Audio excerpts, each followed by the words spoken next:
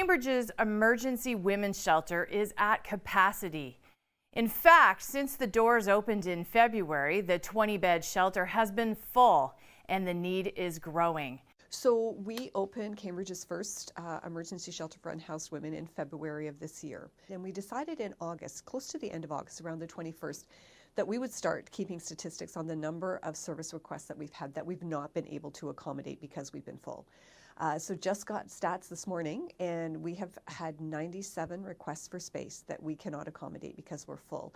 Now that may not be 97 individual women. It may be a woman who's called 1 or 2 or 3 days in a row who's not been able to get space, but there have been 97 requests that we've been unable to accommodate. Really only one other option at this point. So 84 Frederick in Kitchener is a shelter for unhoused women as well. It's not a 24-hour shelter like ours, but that's our only other option in the community, is to send folks there. Part of the problem being is that sometimes women don't want to leave their community and go to Kitchener, and getting from Cambridge to Kitchener is not easy. If you've ever tried the bus system, sometimes it's a little difficult, and if you have all of your belongings with you, that makes it even harder. So there are some women who will choose to stay outside or stay in an encampment or try to stay with a friend because they choose not to go to Kitchener. And that's really the only other option that we have at this point.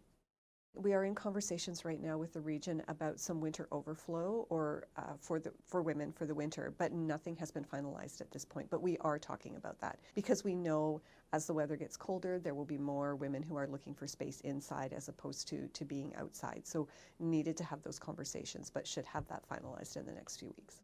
We haven't even been open a year yet, and there was never ever a shelter for unhoused women in Cambridge prior to that. So the statistics, or the research, that we did prior to opening, we had a ballpark idea of how many women might be experiencing homelessness, but it was always really tough, and we talked about this a lot when we were doing our research, is that women stay hidden to stay safe. We do know, based on our research, that 74% of women experiencing homelessness also are experiencing gender-based violence on a weekly basis.